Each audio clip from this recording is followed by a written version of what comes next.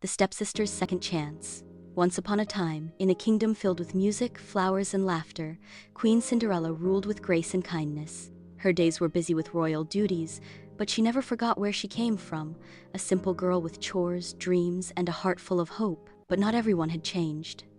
In a quiet corner of the castle lived Anastasia and Drizella, Cinderella's stepsisters. After the grand ball and the wedding, they had been invited to stay not out of duty, but because Cinderella believed everyone deserved a second chance. Yet, even after all this time, they were still grumpy, jealous, and rude. "Why should she get the crown?" grumbled Drizella, tossing a pillow at her sister. "Because she has tiny feet, apparently," muttered Anastasia. Cinderella, overhearing them one morning, sighed. "I think it's time you both had a chance to prove you've changed," she said softly. The stepsisters blinked. "Us?" "Yes," Cinderella said with a smile.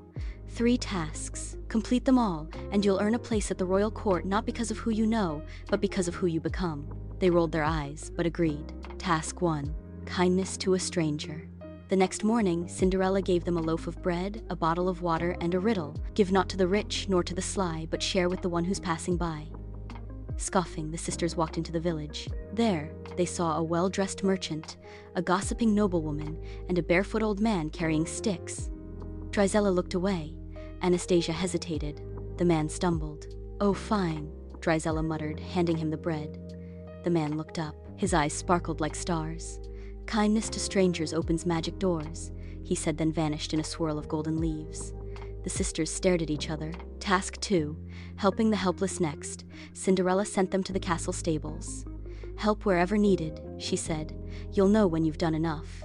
Mucking stalls? But when a baby goat got stuck in the fence, Anastasia rushed to free it. When a stable boy dropped a bucket, Drizella picked it up only because it splashed her dress. But something changed. As they worked, the animals warmed to them. The birds chirped.